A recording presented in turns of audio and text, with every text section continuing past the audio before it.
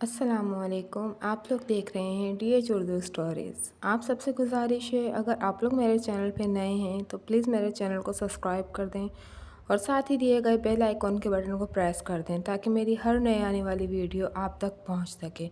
امید کرتی ہوں کہ یہ کہانی آپ کو پسند آئے گی۔ ان 3 دنوں کے اندر ہی شہزاد سنبل کے لیے اپنے دل میں لطیف جذبات محسوس کرنے لگا تھا۔ سنبل بھی اسے پسندیدگی کی نگاہوں سے دیکھتی تھی، مگر ابھی تک ان دونوں کے درمیان کوئی ایسی بات نہیں ہوئی تھی جسے محبت کا نام دیا جا سکتا۔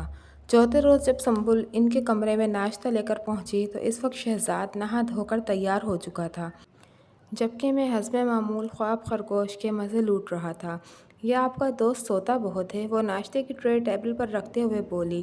اس کے ساتھ کوئی مسئلہ ہے کیا؟ ارے مسئلہ کیا چیز ہے، یہ حضرت تو سرتاپا مسائل ہیں۔ ملک کے اتنے مسائل درپیش نہیں ہیں جتنے ان بیچارے کو ہیں۔ اب میں آپ کو ان کا کون سا مسئلہ بتاؤں؟ وہ مسکرائی۔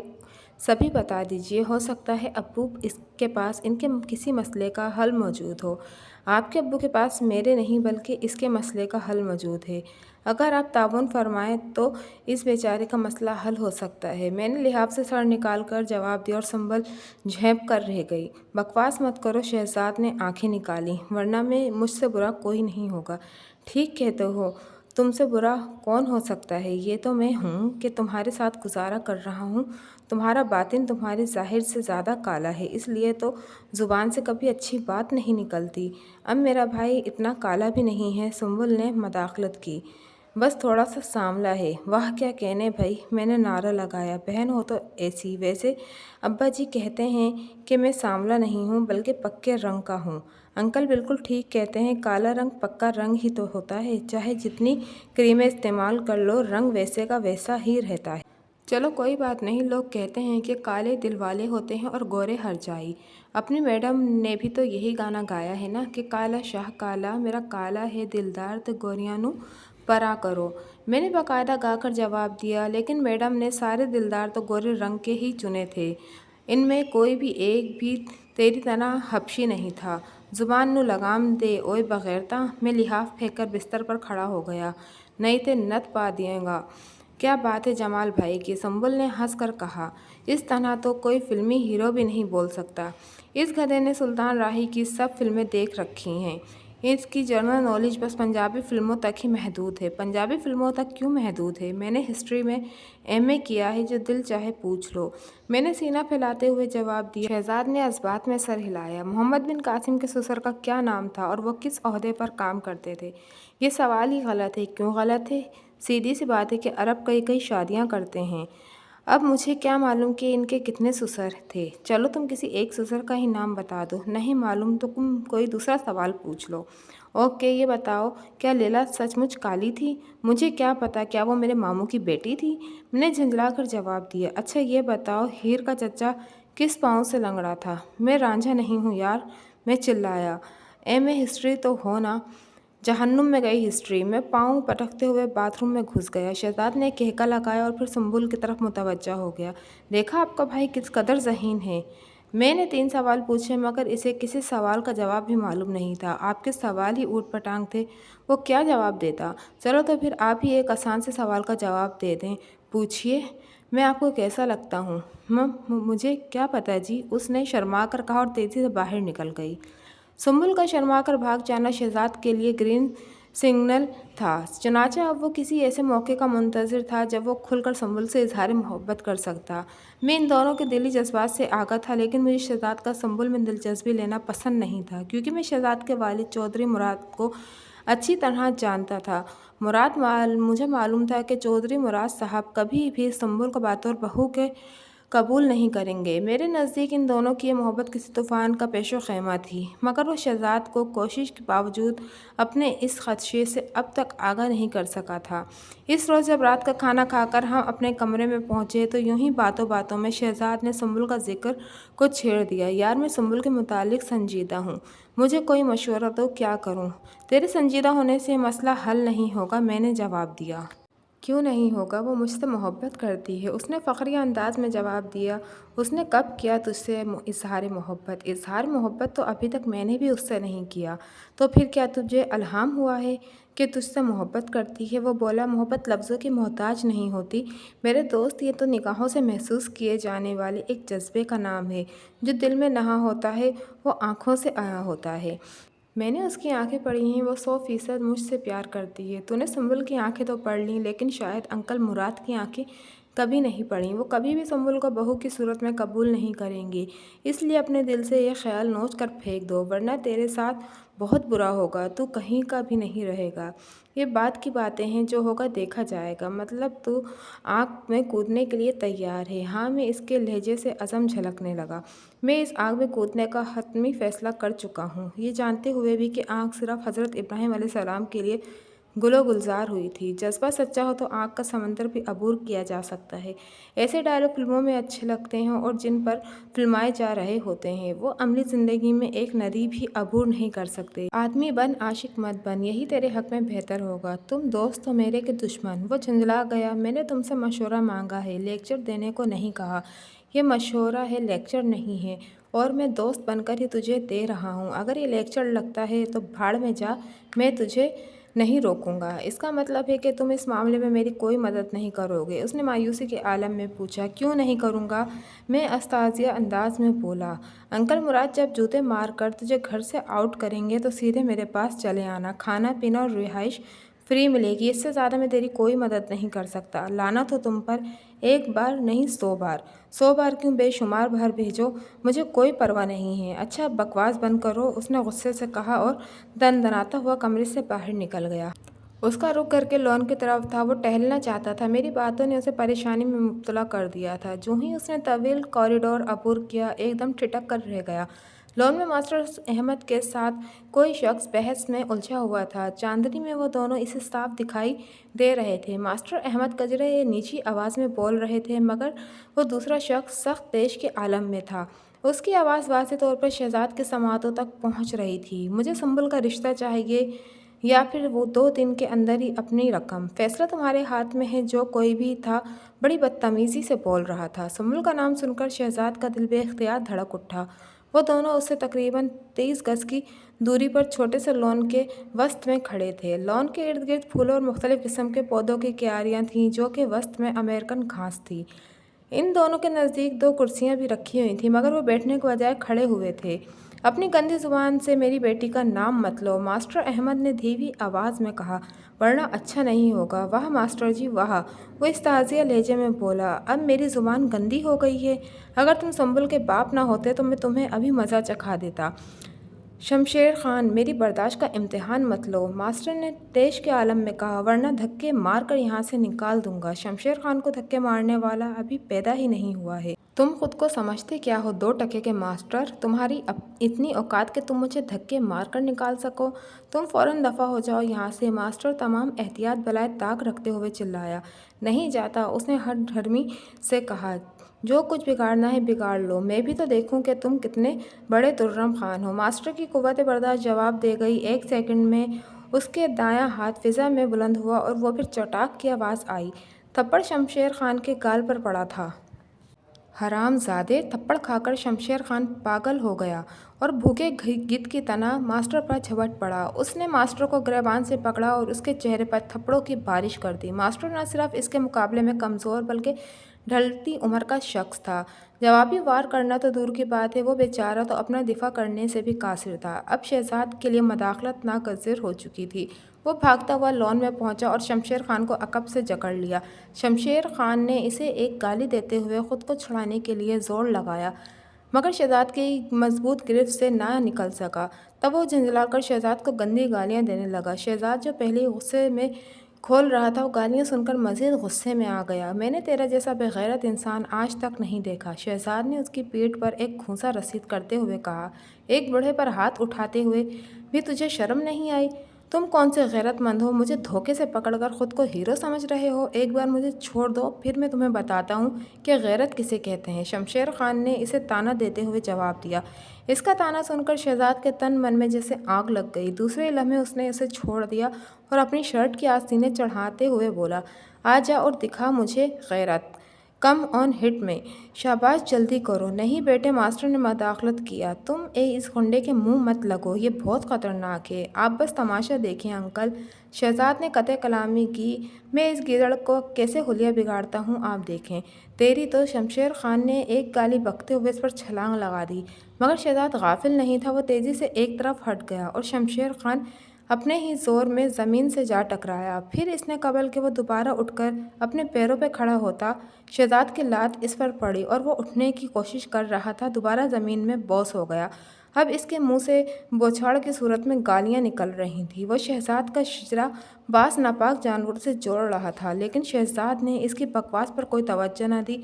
अपनी ज़ुबान गंदी करने के बजाय इसने इसकी ठुकाई करना मुनासिब समझा और यही इसका बेहतरीन इलाज था। उठ मर्द बन, शहजाद ने दूसरी लात इसके पहलू में रसीद करते हुए कहा और शमशेर खान की चीख निकल गई। चिल्लाओ मत, गैरत है तो अब उठ कर दिखाओ, शहजाद ने हिकारत से कहा और फिर से लातों पर रख लिया।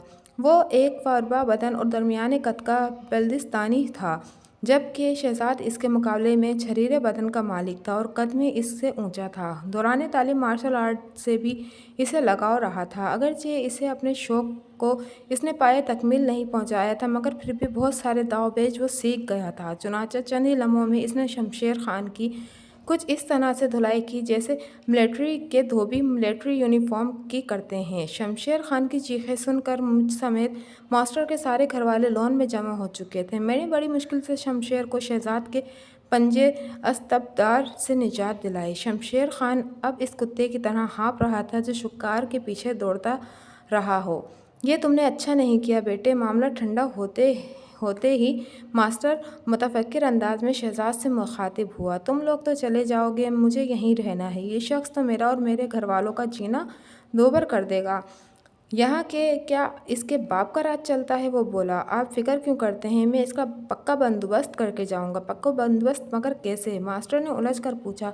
यहाँ मेरे कज़न कैप्टन है, बस आप देखते जाएं कि मैं इसका क्या हशर करवाता हूँ। ये आइंदा आपके साए से भी दूर भागेगा। मम, मुझे जाने दो जी। शहजाद का इरादा जानकर शमशेर खान फरियादी अंदाज में बोला। मैं मास्टर साहब से अपनी गलती की माफ़ी चाहता हूँ। ये गलती नहीं थी मिस्टर, गुंडागर्दी थी। अब तुम्हें इसके नताइज भुगतना होंगे। शहजाद ने दो टोक अल्फाज में जवाब दिया और फिर मास्टर की तरफ मुतवज्जह हो गया। अंकल, आप फ़ोन उठाकर हमारे कमरे में ले आएँ। मैं और जमाल इसे लेकर आ रहे हैं। खुदारा मम, मुझे जाने दें। जी। शमशेर खान गड़बड़ाया। मम, मैंने आइंदा मास्टर साहब के नज़दीक से भी नहीं गुजरूंगा। ये मेरी पहली और आखिरी गलती समझकर छोड़ दीजिए। तुम्हें शायद ऊंचा सुनाई देता है, मैंने मदाखलत की। चलो, वरना स्कूल का ज़माना याद दिला देंगे। डंडा डोली का मतलब समझते हो ना? मस्खरेबाजी छोड़ो जमाल, शहजाद ने मुझे डांटा और शमशेर खान को बाजू से पकड़कर खींचते हुए अपने कमरे की तरफ ले जाने लगा, जबकि मैं इसे पीछे से धकेल रहा था। चंद लम्हों के अंदर हमने इसे कमरे के अंदर पहुंचा दिया, जहां मास्टर अहमद अकेले ही टेलीफोन लिए मौजूद था। शहजाद ने अपने कज़न मुदस्सिर का नंबर मिलाया और इसे शमशेर के मुतालिक सब कुछ बता दिया। मुदस्सिर ने कहा, तुम बेफिक्र रहो, अभी इसका बंदोबस्त कर देता हूँ। इसे वहाँ रोके रखो, पुलिस भिजवा रहा हूँ। पुलिस तो इसे छोड़े देगी यार, शहजाद ने खदशा जाहिर किया। पुलिस के बाप का राज है क्या? वो बोला। पुलिस इसे हमसे पूछे बगैर छोड़ने की गलती नहीं करेगी, लेकिन मैं फिर भी अपने कमांडिंग ऑफिसर से बात कर लेता हूँ। ठीक है, जैसा तुम मुनासिब समझो। शमशेर खान वाले मामले के बाद न सिर्फ संबुल बल्कि मास्टर अहमद की निगाहों में भी शहजाद की इज्जत दो चंद हो गई थी। शहजाद ने अपना ज़रिया इस्तेमाल करते हुए शमशेर को हमेशा के लिए वहाँ से आउट कर दिया था। मास्टर अहमद के ज़िम्मे शमशेर खान का 1.5 लाख रुपए वाजिबुल अदा थे, जो शहजाद ने दिनों के अंदर चुका दिए थे। शहजाद के इस पुरखलूस अमल ने मास्टर अहमद और इसके अहल खाना के दिल जीत लिए थे। ख़ुसूसन सुंबल तो बेहद खुश थी। उस दिन सुबह के वक्त वो ज़रा देर से नाश्ता लेकर उनके कमरे में दाखिल हुई तो शहजाद बिस्तर पर लेटा हुआ था, जबकि मैं बरामदे में था। जमाल भाई किधर हैं? उसने नाश्ते की ट्रे टेबल पर रखते हुए पूछा। ज़िंदगी में पहली बार वो सुबह की सैर करने निकल गया है। और आप क्यों नहीं गए? इसने ज़ो मायने अंदाज में पूछा। मैं आपका मुंतज़िर था, अब चला जाऊंगा। अगर आप ऐसी बातें करते रहेंगे तो फिर मैं यहाँ नहीं ठहरूंगी। वो दरवाजे की तरफ बढ़ी। रुको संबुल, मुझे तुमसे एक बस ज़रूरी बात करनी है। शहजाद बिस्तर से उठकर इसकी तरफ बढ़ते हुए बोला। मैं तुमसे शादी करना चाहता हूँ। अगर तुम्हें कोई एतराज़ है तो बिला झिझक मुझे बता दो, मैं तुमसे कोई शिकवा नहीं करूँगा। مجھے کوئی اعتراض نہیں ہے جی، اس نے شرما کر کہا اور تیزی سے باہر نکل گئی۔ وہ اپنی دھن میں گنگنا رہا تھا اور میں کمرے میں داخل ہوا اور اسے گنگناتے ہوئے دیکھ کر بولا، او بھائی، یہاں تو کوئی بھی نہیں ہے، یہ بھدی آواز میں کس کو گانے سنائے جا رہے ہو؟ مت پوچھ میرے یار، آج میں کتنا خوش ہوں۔ اس نے پرجوش انداز میں جواب دیا، اوکے، نہیں پوچھتا، پوچھ میرے یار، پوچھ۔ ناشتے میں چائے کے بجائے بھنگ تو نہیں چڑھا لی؟ جب پوچھتا ہوں تو کہتے ہو مت پوچھ، اور جب نہیں یہ پوچھتا تو کہتے ہو پوچھ۔ تجھ پر کسی جن کا سایہ تو نہیں پڑ گیا؟ سنبل مجھ سے شادی کرنے کے لیے تیار ہے، ابھی تمہارے آنے سے قبل سے میری بات ہوئی ہے، وہ راضی ہے، بس ماسٹر صاحب سے بات کرنی پڑے گی۔ اوہ، یہ بات تو ہے، جمال نے کہا، لیکن ماسٹر صاحب سے بات کون کرے گا؟ تم کرو گے اور کون کرے گا؟ میرا ابھی خودکشی کرنے کا کوئی ارادہ نہیں ہے، مجھے تو معاف ہی رکھو، میں یہ احمقانہ قدم نہیں اٹھا سکتا۔ دوست بن کر سوچو، دشمن بن کر نہیں۔ او ہو، میں نے نفی میں سر ہلایا، میں انکل مراد کا عتاب مول نہیں لے سکتا، میری طرف سے پکا انکار سمجھو۔ لعنت ہے تمہارے جیسے دوست پر، کوئی پرواہ نہیں، تم جتنی بار چاہو مجھ پر لعنت بھیج سکتے ہو، میرے لیے نہ صحیح سنبل کے لیے ہی۔ ایسے ہی وقت سنبل کی امی صفیہ بیگم اندر داخل ہوئیں اور شہزاد کی بات ادھوری رہ گئی۔ کیا باتیں ہو رہی ہیں بھائی؟ صفیہ بیگم نے مسکرا کر پوچھا۔ کچھ نہیں آنٹی، بس ایسے ہی مذاق کر رہے تھے، شہزاد نے بوکھلا کر جواب دیا۔ یہ تم لوگوں نے ابھی تک ناشتہ کیوں نہیں کیا؟ بس ابھی کرنے ہی والے تھے کہ آپ پہنچ گئیں، اب تو یہ ٹھنڈا ہو چکا ہوگا۔ اس نے آگے بڑھ کر ٹرے اٹھا لی۔ خیر کوئی بات نہیں، میں دوبارہ گرم کر دیتی ہوں۔ شہزاد بولا، رہنے دیجیے آنٹی، بس ایسے ہی ٹھیک ہے، آپ کیوں تکلیف کرتی ہیں؟ وہ مسکرائیں۔ اس میں تکلیف والی کون سی بات ہے بیٹا، مائیں آخر کس لیے ہوتی ہیں؟ شکریہ آنٹی، کوئی بات نہیں، میں بھی ابھی گرم کر کے لاتی ہوں۔ وہ ٹرے اٹھا کر چل دیں۔ انہوں نے شاید ہماری باتیں سن لی ہیں، جمال نے خدشہ ظاہر کیا۔ نو پرابلم، جو کل ہونا ہے وہ آج ہو جائے تو کیا مضائقہ ہے؟ تم اپنے ساتھ مجھے بھی بے عزت کراؤ گے؟ فکر کرنے کی کوئی ضرورت نہیں ہے، کچھ بھی نہیں ہوگا، شہزاد نے تسلی دی۔ یہاں کے لوگ گھر آئے مہمانوں کو بے عزت نہیں کرتے، میری چھٹی حس کہتی ہے کچھ نہ کچھ ہونے والا ہے۔ چھٹی حس گدھوں کے پاس نہیں ہوتی، جینیس لوگوں کے پاس ہوتی ہے، شہزاد نے مسکرا کر جواب دیا۔ اسی اثنا میں صفیہ بیگم ناشتہ گرم کر کے لے آئیں۔ اس نے ٹرے ٹیبل پر رکھ دی اور پھر شہزاد سے مخاطب ہو کر بولیں، بیٹے ناشتہ کرنے کے بعد اندر آ جانا، مجھے تم سے ایک ضروری بات کرنی ہے۔ آ جاؤں گا آنٹی، شہزاد نے فرمانبرداری سے جواب دیا اور صفیہ بیگم بغیر کچھ کہے واپس پلٹ گئیں۔ شہزاد اس وقت صفیہ بیگم اور ماسٹر احمد کے سامنے سر جھکائے بیٹھا تھا اور میں دروازے سے کان لگائے ہوئے تھا۔ ماسٹر احمد کو صفیہ بیگم نے فون کر کے بلوایا تھا۔ صفیہ بیگم نے سنبل کے بارے میں ان دونوں کی پوری گفتگو سن لی تھی۔ چونکہ معاملہ بیٹی کا تھا اس لیے اس نے شوہر کو بھی بلوا لیا تھا۔ ان دونوں میاں بیوی کو شہزاد اور اس کی بیٹی کی محبت میں کوئی اعتراض نہیں تھا، تاہم وہ شہزاد کے باپ کی رضامندی سے یہ رشتہ کرنے کے خواہاں تھے۔ چنانچہ انہوں نے بغیر کسی لگی لپٹی کے اپنے اس خواہش کا اظہار شہزاد کے سامنے کر دیا۔ شہزاد اب سر جھکائے سوچوں میں مستغرق تھا، جبکہ دونوں میاں بیوی جواب طلب انداز میں اس کی جانب دیکھ رہے تھے۔ انکل، قدرے توقف کے بعد شہزاد نے سر اٹھایا۔ بابا جان ایک روایتی جاگیردار ہیں، وہ کبھی بھی میری بات نہیں مانیں گے، پھر بھی ایسی صورتحال میں کیا کر سکتا ہوں بیٹے؟ تمہارا باپ ایک جاگیردار ہے اور مت سچ پوچھو تو میں جاگیرداروں سے بہت ڈرتا ہوں، اس کی رضامندی کے بغیر یہ رشتہ کیسے ممکن ہے؟ انکل، میں بابا جان سے بات کر سکتا ہوں لیکن زبردستی اجازت طلب نہیں کر سکتا، وہ اپنی مرضی کے مالک ہیں، ہو سکتا ہے وہ باخوشی میری بات مان لیں، اور یہ بھی ممکن ہے کہ اس جرم میں وہ مجھے آگ کر دیں۔ شہزاد نے صاف گوئی کا مظاہرہ کیا، تم بات تو کرو، ہو سکتا ہے وہ مان جائے۔ ماسٹر صاحب نے اصرار کیا۔ اس وقت وہ ڈرائنگ روم میں بیٹھے ہوئے تھے، ٹیلی فون ان کے سامنے ٹیبل پر رکھا ہوا تھا۔ شہزاد نے ریسیور اٹھایا اور اپنے گھر کا نمبر ڈائل کر دیا، ساتھ ہی اس نے اسپیکر بھی آن کر دیا۔ تیسری بیل کے بعد شہزاد کے سماعتوں سے اپنی ماں کی آواز ٹکرائی، ہیلو، کون؟ بی جی، کیسی ہیں آپ؟ اس نے فرمانبرداری سے پوچھا۔ میں تو بالکل ٹھیک ٹھاک ہوں، تم سناؤ، کب واپس آ رہے ہو؟ بی جی، ابھی تو مجھے 10 روز ہوئے ہیں، اتنی جلدی کیسے واپس آ سکتا ہوں؟ میرے لال، میں نے واپسی کا پوچھا ہے، یہ نہیں کہا کہ ابھی واپس آ جاؤ۔ بابا جان کہاں ہیں؟ مجھے ان سے بات کرنی ہے، اس نے سوال کیا۔ وہ تو ابھی ناشتہ کرنے کے بعد اٹھے ہیں، تم ہولڈ کرو، میں دیکھتی ہوں، شاید لان میں ٹہل رہے ہوں گے۔ ٹھیک ہے بی جی، میں انتظار کر رہا ہوں۔ ہیلو برخوردار۔ ذرا دیر کے بعد شہزاد کو اپنے باپ کی باروب آواز سنائی دی، تم ٹھیک ہو نا؟ کوئی مسئلہ تو نہیں ہے؟ میں نے تمہارے اکاؤنٹ میں مزید رقم بھی جمع کروا دی ہے۔ بابا جان، مجھے آپ سے ایک بہت ضروری بات کرنی ہے، उसने धड़कते हुए दिल के साथ कहा, तो करो ना, मैं सुन रहा हूँ। मैं शादी करना चाहता हूँ। कहाँ, किसके साथ? मुराद अली ने उलझ कर कहा। जवाब में शहजाद ने बिला कमोकात सारी सूरत हाल बता दी। दूसरी जानिब चंद लम्हों के लिए बिल्कुल खामोशी छा गई। शहजाद का दिल बेइख्तियार धड़कने लगा। ना जाने इसके बाबा जान किस कैफियत से गुजर रहे थे।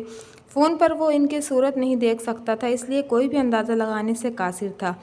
तुम फ़ौरन बल्कि इसी वक्त वापस आ जाओ। चंद लम्हों के बाद रिसीवर से मुराद अली की तहकमाना आवाज़ उभरी। प्लीज़ बाबा जान, आप ज़रा ठंडे दिलो दिमाग से सोचें। वो मन्नत के अंदाज में बोला। मैं मास्टर साहब को ज़ुबान दे चुका हूँ। मेरी इजाज़त के बगैर तुमने ये अहम फ़ैसला किस तरह कर लिया? वो फनकारे, लौट आओ वरना बहुत बुरा होगा। मैं ज़ुबान से नहीं फिर सकता बाबा जान। इसने हिम्मत का मुजाहरा किया। भले आप मुझे जान से ही क्यों ना मार डालें, अब मैं पीछे नहीं हट सकता। नाफरमान, बेअदब, मुराद अली चिल्लाया। अगर तुमने ऐसा कुछ भी किया तो मैं तुम्हें आग कर दूंगा। कर दें बाबा जान, मगर मैं फिर भी आपका ही बेटा कहलाऊंगा। उसने बगैर किसी रद्द अमल का शाइस्ता लहजे में जवाब दिया। आज से मैं खुद को बेऔलाद समझूंगा। इतना कहकर मुराद अली ने फ़ोन काट दिया। अंकल, अब मैं एक आम आदमी हूँ, वो रिसीवर को रखते हुए बोला। अब्बा हजूर ने मुझे आग करने का हतमी फ़ैसला कर लिया है। अब मैं आपका फ़ैसला सुनने का मुंतज़िर हूँ। चाहे तो इनकार कर दें या फिर मुझे अपनी फ़र्ज़िंदगी में कबूल कर लें। फ़िक्र न करो बेटे, अल्लाह बेहतर करेगा, मास्टर अहमद ने उसे तसल्ली दी। इस वाक़ये के ठीक 5 दिन के बाद शहजाद और सुंबुल की शादी नहायत सादगी के साथ अंजाम पा गई। शहजाद की तरफ से जमाल और कैप्टन मुदस्सिर के अलावा कोई भी इस शादी में शरीक नहीं हुआ था। ताहम मास्टर अहमद के बहुत से रिश्तेदारों ने शिरकत की थी। वो एक महल नुमा कोठी थी और शहजाद अली वहाँ गुज़िश्ता 5 बरस से तन्हा ज़िंदगी बसर कर रहा था। सुंबुल से शादी करने के बाद इसके बाप ने वाकई इसे आग कर दिया था, मगर बाप की वफ़ात के बाद सब कुछ इसे बआसानी वापस मिल गया था। बाप की ज़िंदगी में उसने कभी उस कोठी में कदम नहीं रखा था। इसने 22 बरस का तवील अरसा मेरे यहाँ शहर में बसर किया था। शादी के बाद सुंबुल ने सिर्फ 2 बरस ही उसका साथ दिया था। सुंबुल की मौत मैटरनिटी होम में हुई थी। तुम्हारी डिलीवरी के दौरान ही वो अल्लाह को प्यारी हो गई थी। शहजाद को सुंबुल के साथ वो आखिरी मुलाकात अब तक याद थी। सुंबुल के आखिरी अल्फाज अब तक इसकी समाअतों में गूंज रहे थे। इसने निहायत ही बेबसी के आलम में शहजाद से एक ऐसी इल्तिजा की थी जिसकी सज़ा आज भी शहजाद भुगत रहा था। सुंबुल ने नज़ा के आलम में इस इल्तिजा की थी, शहजाद, मैं मेरे मरने के बाद दूसरी शादी मत करना। मेरे बच्चे को माँ और बाप दोनों का प्यार देना। मेरे हिस्से की वफ़ा और प्यार मेरे बच्चे को देना। सुंबुल के मरने के बाद शहजाद ने खुद को नौमौलूद बेटे की देखभाल के लिए वक्फ कर दिया था। वो तुम्हें अपने हाथों से फीडर के ज़रिए मसनूई दूध पिलाता था, नहलाता था, गलाज़त साफ़ कराता था। इसके रातों और दिन का चैन लुट गया था, मगर वो कभी भी हुर्फ शिकायत ज़ुबान पर नहीं लाया था। इश्क में जान देना आसान है, लेकिन किसी के हाथ में ज़िंदगी की डोर थमाना मुश्किल तरीन काम है। लोग जिंदों से किए गए वादे वफ़ा नहीं करते। वो एक मरी हुई औरत से किया गया अहद निभा रहा था। इसे तुम में अपनी सुंबल की सूरत दिखाई देती थी। वो 5 साल तक तुम्हारा आया बना रहा। ये अरसा इस पर बहुत कठिन गुजरा, मगर जब तुमने स्कूल जाना शुरू किया तो उसने भी एक फर्म में जॉब कर ली। वो हमेशा के लिए मुझ पर बोझ बनना नहीं चाहता था। चुनांचे जॉब मिलते ही उसने 2 कमरों का एक फ़्लैट किराए पर ले लिया और फिर 2 साल के अरसे में वो इस फ्लैट का मालिक बन चुका था। जब कभी मैं उससे मिलने के लिए आता था तो उसे शादी करने का मशवरा ज़रूर दिया करता था, जबकि वो हर बार मुझसे यही कहता था कि वो सुंबुल से बेवफाई नहीं कर सकता। तब मैं इसे समझाता कि औरत के बगैर घर घर नहीं होता, बल्कि कब्रिस्तान होता है, लेकिन वो मुझको बड़ी खूबसूरती से टाल दिया करता था। वक्त धीरे धीरे गुजरता गया और शहजाद की जवानी अधेड़ उम्री में ढल गई। जिस रोज़ तुमने MA BA की डिग्री हासिल की, इस रोज़ शहजाद की खुशी काबिल दीद थी। इस खुशी को एंजॉय करने के लिए इसने मेरी पूरी फैमिली को खाने पर इनवाइट कर लिया। इस दावत का एहतमाम शहर के महंगे तरीन 5 स्टार रेस्टोरेंट में किया गया। इस रोज़ शहजाद ने खूब दिल खोल कर खर्च किया था। तालीम से फारिग होने के बाद तुमने कुछ अरसा तो आराम किया और फिर जॉब की तलाश में दफातर के चक्कर लगाने लगे। फिर तुम्हें एक अच्छी कंपनी में जॉब मिल गई। 2 माह के बाद कंपनी के मालिक की इकलौती बेटी का तुम पर दिल आ गया, मगर कंपनी के मालिक को इनकी ये मोहब्बत बहुत नागवार गुजरी। इसने पहल तो बेटी को प्यार से समझाया, फिर गुस्सा दिखाया, लेकिन जब बेटी किसी सूरत न मानी तो इसने बेटी के सामने इस शर्त पर हथियार डाल दिए कि तुमको ये शादी करने के लिए अपना घर छोड़ना पड़ेगा। اس قتال عالم نے جب تم پر زور دیا تو وہ گھر چھوڑنے پر تیار ہو گئے۔ اسی روز آفس سے واپس آنے کے بعد جب تم نے شہزاد سے اس سلسلے میں بات کی تو شہزاد کو اپنی سماعتوں پر بالکل یقین نہ آیا۔ تم ایک لڑکی کی خاطر اپنے باپ کو چھوڑنے کی بات کر رہے ہو؟ اس نے حیرانی اور دکھ کی ملی جلی کیفیت میں پوچھا تھا۔ ابو، میں اس سے بہت پیار کرتا ہوں۔ تم نے کہا تھا اگر وہ مجھے نہ ملی تو میں مر جاؤں گا۔ میں نے تمہیں شادی کرنے سے کب منع کیا ہے؟ بے شک شادی کرو، لیکن گھر چھوڑنے کی بات مت کرو بیٹے۔ میں بھی تمہارے بغیر نہیں جی سکتا ابو، یہ میری ہونے والی بیوی کی خواہش ہے، ورنہ میں آپ کو نہیں چھوڑنا چاہتا۔ واہ بیٹے واہ، وہ طنزیہ انداز میں بولا تھا۔ تم نے ایک لڑکی کی خواہش پر اس باپ کو قربان کر دیا جس نے تمہیں ماں بن کر پالا، جس نے اپنی جوانی تم پر وار دی، جو سرما کی لمبی راتیں محض اس لیے جاگ جاگ کر گزارتا رہا کہ تمہاری نیند نہ ٹوٹے۔ تمہاری ماں نے تو صرف تمہیں جنم دیا تھا، باقی سب کچھ اس باپ نے کیا ہے، اپنے ہاتھوں سے غلاظت صاف کی ہے، لوریاں سنائی ہیں۔ ارے میں نے کیا کچھ نہیں کیا؟ یقین نہیں آتا تو جا کر انکل جمال سے پوچھ لو۔ میں نے صرف باپ کا نہیں ماں کا فرض بھی نبھایا ہے۔ میں نے کب انکار کیا ہے؟ آپ کی مہربانی اور محبت سے۔ تم نے قدرے شرمسار انداز میں بولا ہے۔ شادی کرنے کے بعد میں ان لوگوں کو منا لوں گا، بس 2-3 ماہ کے لیے آپ کو اکیلا رہنا پڑے گا، اس کے بعد میں آپ کو یہاں سے۔ لوگ بیٹیوں کو بیاہ کر رخصت کرتے ہیں اور میں نے قطع کلامی کی اور تم مجھے بیٹے کو رخصت کرنے کا مشورہ دے رہے ہو؟ تمہیں باپ کی عزت و وقار کا کچھ بھی احساس نہیں ہے۔ لوگ کیا کہیں گے؟ لوگ صرف باتیں کرتے ہیں ابو، میں اور آپ تو کیا، وہ تو معاذاللہ نبیوں کو بھی معاف نہیں کرتے۔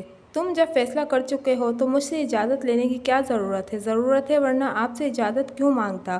چپ چاپ شادی کر لیتا۔ اوکے، اگر یہ بات ہے تو پھر میں اجازت نہیں دے سکتا، شہزاد نے حتمی انداز میں جواب دیا۔ پلیز ابو پلیز، وہ گڑ گڑایا، یہ میری زندگی کا سوال ہے، میں نے اپنا فیصلہ سنا دیا ہے، اگر تمہیں منظور نہیں ہے تو پھر جاؤ، جو دل چاہے وہی کرو۔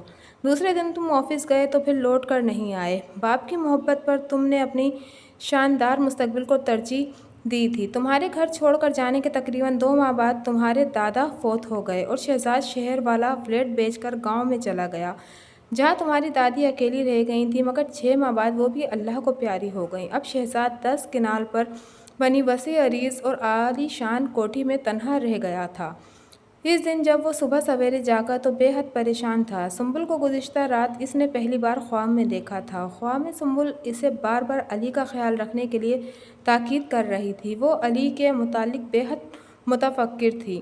تو کیا واقعی علی مصیبت میں گرفتار ہے؟ یہ وہ سوال تھا جو جاگتے ہی اس کے ذہن میں گونجا تھا، مگر اس سوال کا جواب اس کے پاس نہیں تھا۔ علی کو گھر سے نکلے 5 برس بیت چکے تھے اور ان 5 برسوں کے اندر اس نے ایک بار بھی باپ سے رابطہ نہیں کیا تھا۔ علی اس قدر کھٹور اور سنگ دل نکلے گا یہ شہزاد نے کبھی سوچا بھی نہیں تھا، حالانکہ اس نے شہزاد کے لیے اپنا سب کچھ ترج دیا تھا۔ وہ چاہتا تو سنبل کے مرنے کے بعد شادی کر سکتا تھا، اس کے لیے رشتوں کی کوئی کمی نہیں تھی، لیکن اپنی محبوب بیوی سے کیا ہوا عہد اسے اپنی جان سے بھی زیادہ عزیز تھا۔ اس عہد کو نبھاتے نبھاتے آج وہ رہ گزر زیست پر تنہا رہ گیا تھا۔ جمال کے علاوہ کوئی بھی اس کا ہمدرد اور ساتھی نہیں رہا تھا۔ ناشتہ کرتے ہوئے اس کا ذہن انہی خیالات میں الجھا رہا۔ آخر کار وہ علی کو ڈھونڈنے کا تہیہ کر کے قدرے مطمئن ہو گیا۔ ناشتے سے فارغ ہونے کے بعد اس نے چند گھریلو کام نمٹائے اور پھر سیل فون نکال کر جمال کو کال کرنے لگا، مگر جمال کا سیل فون آف تھا۔ 15-20 منٹ کے بعد اس نے دوبارہ ٹرائی کیا، لیکن سیل فون بدستور آف تھا۔ وہ جھنجھلا گیا۔ تقریباً نصف گھنٹے کے بعد اس نے تیسری بار جمال کا نمبر ٹرائی کیا، لیکن کوئی جواب نہیں ملا۔ وہ جھنجھلائے ہوئے انداز میں باہر نکلا اور سیدھا پورچ کا رخ کیا، جہاں اس کی چمچماتی ہوئی BMW موجود تھی۔ یہ گاڑی اس نے 2 ماہ قبل ہی باہر سے منگوائی تھی۔ اس نے گاڑی سٹارٹ کی اور پورچ سے باہر آ گیا۔ اب اس کا رخ کوٹھی کے مین گیٹ کی طرف تھا۔ گیٹ کے نزدیک پہنچ کر اس نے گاڑی روک دی۔ وہ نیچے اترا اور تیزی سے گیٹ کی طرف بڑھا۔ ایسے ہی وقت ڈور بیل بج اٹھی۔ اس نے گیٹ کھولا تو سامنے جمال موجود تھا۔ تم اور یہاں؟ اس نے تحیر کے عالم میں پوچھا۔ کیوں؟ جمال مسکرایا۔ کیا میرے یہاں آنے پر پابندی ہے؟ گدھے، میں 3 بار تجھے کال کرنے کی کوشش کر چکا ہوں، تیرا سیل فون کہاں ہے؟ وہ تو اب تک چور بازار میں پہنچ چکا ہوگا، بلکہ ہو سکتا ہے اب تک تو وہ بک بھی چکا ہو۔ اوہ آئی سی، اس نے افسوس کا اظہار کیا۔ میں بلا وجہ تجھے گالیاں دیتا رہا، تیری گالیوں کا میں نے کب برا منایا ہے یار؟ جمال اس سے گلے ملتے ہوئے بولا۔ مجھے پتا ہے تیری گالیوں میں بھی پیار ہوتا ہے، چل چھوڑ، زیادہ مسکا مت لگا، اس نے الگ ہوتے ہوئے جواب دیا، اور پھر عین اسی لمحے اس کی نظر جمال کی گاڑی میں موجود اشخاص پر پڑی جو جیسے ہی وہ پل بھر کے لیے پتھر بن کر رہ گیا۔ گاڑی میں اس کا اور سنبل کا علی کسی اجنبی نوجوان کے ساتھ بیٹھا ہوا تھا۔ علی کی نگاہیں اس پر جمی ہوئی تھیں۔ باپ بیٹے کی نگاہیں ملیں تو وقت جیسے ٹھہر سا گیا۔ دونوں پلکیں جھپکائے بغیر ایک دوسرے کو دیکھ رہے تھے۔ ان کی نگاہوں میں جیسے صدیوں کی پیاس تھی۔ وہ پورے 5 برس کے بعد ایک دوسرے کے سامنے آمنے آئے تھے۔ علی شہزاد کے ہونٹ لرزے اور پھر اس کی آواز بھرا گئی۔ کوشش کے باوجود وہ کچھ نہ بول پاتا، تاہم اس کی آنکھوں پر آنکھیں ضرور برسنے لگی تھیں۔ علی کی کیفیت بھی اس سے مختلف نہیں تھی۔ برسوں کے بعد اپنے باپ کو سامنے دیکھ کر اس کی آنکھیں جل تھل ہو گئی تھیں، مگر اس نے گاڑی سے باہر پاؤں رکھنے کی ہمت نہ کی۔ اسے ڈر تھا کہ باپ اسے دھتکار دے گا۔ جاؤ علی، سلیم نے اسے ٹھوکا سا لگایا۔ انکل کے قدموں میں گر جاؤ۔ کس منہ سے جاؤں سلیم؟ وہ رندھی ہوئی آواز میں بولا۔ کیسے ابو کا سامنا کروں گا میں ان کے ساتھ بہت برا کیا ہے۔ کاش میں ایسا نہ کیا ہوتا، کاش اس وقت تم وقت ضائع کر رہے ہو۔ سلیم نے اسے ٹوک دیا۔ جاؤ، انکل تمہیں گلے لگانے کے لیے بے چین نظر آ رہے ہیں۔ ایسے ہی وقت شہزاد گاڑی کی طرف بڑھنے لگا۔ علی نے تیزی سے گاڑی کی کھڑکی کھولی، نیچے اترا اور بھاگتا ہوا باپ کے قدموں میں گر گیا۔ مجھے معاف کر دیں ابو، معاف کر دیں، میں بہت گناہ گار ہوں، اس نے روتی ہوئی آواز میں التجا کی۔ اگر آپ نے مجھے معاف نہ کیا تو اللہ بھی مجھے معاف نہیں کرے گا۔ شہزاد جھکا اور اسے بازوؤں سے پکڑ کر کھڑے کرتے ہوئے بولا، باپ کے گلے نہیں لگو گے؟ وہ ابو کہتے ہیں۔ باپ سے لپٹ گیا۔ دونوں کچھ کہنے کے بجائے بس روئے جا رہے تھے۔ شاید لفظوں نے ان کا ساتھ چھوڑ دیا تھا۔ کافی دیر تک دونوں ایک دوسرے سے لپٹے رہے۔ باپ بیٹے کا یہ ملن دیکھ کر جمال اور سلیم کی آنکھیں میں بھی پانی اتر آیا تھا۔ جب جذبات کا طوفان تھم گیا تو دونوں ایک دوسرے سے الگ ہو گئے۔ تب جمال کھنکار کر بولا، یہ ٹریجڈی سین ختم کرو یار، میں بھوک سے مرا جا رہا ہوں، کچھ کھانے پینے کا انتظام کرو، تم دونوں تو بس روئے جا رہے ہو۔ شہزاد اپنی بھیگی پلکیں صاف کرتے ہوئے بولا، ہمیشہ کھانے کے پیچھے ہی پڑے رہنا، ابھی تو 12 بھی نہیں بجے اور تمہارے پیٹ میں مروڑ اٹھنا شروع ہو گئے۔ دونوں بوڑھے ہو گئے تھے مگر ان کی نوک جھونک اسی طرح چلتی رہتی تھی۔ اب بھی وہ ٹین ایجز کے طرح ایک دوسرے کو مخاطب کیا کرتے تھے۔ تمہاری بیوی تو ٹھیک ٹھاک ہے نا؟ کھانے سے فراغت کے بعد شہزاد نے علی سے پوچھا۔ وہ مجھے چھوڑ کر چلی گئی ہے ابو، وہ نادم انداز میں بولا، اور آپ کے پوتے کو بھی ساتھ لے گئی ہے؟ کیوں، کس لیے؟ شہزاد نے سوال کیا۔ علی کا سر جھک گیا تھا، تاہم اس نے ساری رام کتھا وضاحت کے ساتھ بیان کر دی۔ میں ملک احتشام کو چھوڑوں گا نہیں۔ شہزاد کے جاگیردارانہ لہو نے جوش مارا۔ اس کی اوقات ہی کیا ہے؟ میں اس کا وہ حشر کروں گا کہ وہ مرتے دم تک یاد رکھے گا۔ جس کمپنی سے اس نے تمہیں نکالا ہے وہ کمپنی ہی خرید لوں گا، بلکہ اس کا سب کچھ خرید کر اسے کوڑی کوڑی کا محتاج بنا دوں گا۔ نہیں ابو، عدنان نے انکار میں سر ہلایا۔ آپ ایسا کچھ نہیں کریں گے۔ جو کچھ بھی ہے میرے سسر کا ہے، اور سسر باپ کی جگہ ہوتا ہے۔ میں نے برسوں پہلے ایک باپ کا دل توڑا تھا جس کی سزا اب تک بھگت رہا ہوں۔ اب مجھ سے ایک باپ کا دل توڑنے کی ہمت نہیں ہے۔ میں نے اپنا فیصلہ اسے مصنف اعلیٰ پر چھوڑ دیا ہے، جس کی عدالت میں رشوت، سفارش اور مرتبہ نہیں چلتا، وہاں صرف انصاف ہوتا ہے۔ میرا ایمان ہے میرے ساتھ بھی انصاف ہوگا۔ یہ تم کہہ رہے ہو؟ اسے اپنی سماعتوں پر یقین نہیں آیا۔ حیرت ہے بیٹے کی شکل دیکھنے لگا۔ ہاں ابو، اور مجھے آپ سے بھی یہی امید ہے، علی نے جواب دیا۔ جمال اور سلیم نے علی کے اس فیصلے کی صرف تائید کی بلکہ اسے سراہا بھی۔ ٹھیک ہے بھائی، شہزاد نے ان کا اقرار میں سر ہلایا۔ اگر تم سب کی یہی مرضی ہے تو پھر یوں ہی سہی، لیکن میری ایک شرط ہے۔ شرط؟ کیسی شرط ابو؟ علی کی آنکھوں میں حیرت تھی۔ میں تمہاری دوسری شادی کرنا چاہتا ہوں۔ کیا پتہ تمہاری بیوی واپس آئے ہی نہ اور میں، بوڑھے ہو گئے ہیں مگر عقل داڑھ ابھی تک نہیں نکلی۔ جمال نے قطع کلامی کرتے ہوئے مداخلت کیا، بچہ پر امید ہے اور ابا نا امید، یہ بات کی باتیں ہیں۔ جب علی کی شادی کرنا ہوگی تو رشتہ اور علی کی آنٹی تلاش کریں گے۔ تم اپنی جاگیر سنبھالو، سمجھے تم؟ یہ تم میرے معاملات میں ٹانگ اڑانا کب چھوڑو گے؟ جب تک زندہ ہوں تب تک۔ ہاں، مر گیا تو پھر تمہیں نہیں ٹوک سکوں گا۔ جب بھی نکالنا منہ سے بری بات ہی نکالنا۔ میں اپنے مرنے کی بات کر رہا ہوں یار، بکواس نہ کر۔ اس نے بھڑک کر قطع کلامی کی۔ اگر تم مرنے کی بات کی تو خدا کی قسم میں تجھے پہلے ہی مار ڈالوں گا۔ ان دونوں میں نوک جھونک نے علی اور سلیم کی کہکے لگانے پر مجبور کر دیا۔ عصر کے وقت انہوں نے سلیم کو رخصت کر دیا کیونکہ آفس سے اس کی بہت زیادہ چھٹیاں ہو چکی تھیں، تاہم جمال کو کسی نے جانے کی اجازت نہ دی۔ ویسے وہ خود بھی 2-3 دن ان کے ہاں رہنا چاہتا تھا۔ عدنان شہزاد علی ایک بار پھر وہی خواب دیکھ رہا تھا، لیکن اس بار وہ خواب میں اکیلا نہیں تھا۔ میمونہ اور فیضان بھی اس کے ہمراہ تھے، وہی چشمے کا کنارہ، وہی وادی، وہی پرندے، وہی تتلیاں، پھول اور پھل تھے۔ چاروں طرف قدرت کے حسین مناظر پھیلے ہوئے تھے۔ اس کے ایک ہاتھ میں میمونہ کا ہاتھ جبکہ دوسرے ہاتھ میں فیضان کا ہاتھ تھا۔ وہ تینوں خوشی خوشی اس حسین و جمیل وادی کی سیر کر رہے تھے کہ ماما پھولوں کی اونٹ سے وہی حسین و جمیل اور پری پیکر عورت نمودار ہوئی اور چشمے کے پانی میں سے گزرتی ہوئی عین ان کے مقابل پہنچ کر رک گئی۔ اس کے چہرے پر ایک ملکوتی مسکراہٹ بکھری ہوئی تھی۔ وہ علی کو نہایت ہی پیار بھری نگاہوں سے دیکھ رہی تھی۔ ماں بالکل غیر ارادی طور پر علی کے منہ سے نکلا اور پھر وہ دونوں بغل گیر ہو چکے تھے۔ علی کے بعد وہ میمونہ سے گلے ملی اور پھر اس نے فیضان کو گود میں اٹھا لیا اور اس کے چہرے پر والہانہ انداز میں بوسے دینے لگی۔ اس کے بعد ماں نے اس سے اور میمونہ سے ڈھیروں باتیں کیں۔ اس روز وہ بے حد خوش تھا۔ اس نے انہیں وادی کی خوب سیر کرائی اور پھر انہیں خدا حافظ کہہ کر رخصت ہو گئی۔ عین اسی وقت قریبی مسجد میں صبح کی اذان ہونے لگی۔ علی اٹھا، لائٹ جلائی اور اٹیچ باتھ روم میں گھس گیا۔ جب وہ وضو کرنے کے بعد کمرے سے باہر نکلا تو اس نے باپ کو منتظر پایا۔ غالباً وہ اسے جگانے کے لیے آیا تھا۔ گڈ! اسے نماز کے لیے تیار دیکھ کر شہزاد نے خوشی کا اظہار کیا۔ آؤ چلیں۔ یہ ان کی روزانہ کی روٹین تھی۔ وہ صبح کی نماز قریبی مسجد میں ادا کیا کرتے تھے۔ باجماعت نماز پڑھنے کا لطف ہی کچھ اور تھا۔ علی کی طبیعت حشاش بشاش ہو جاتی تھی۔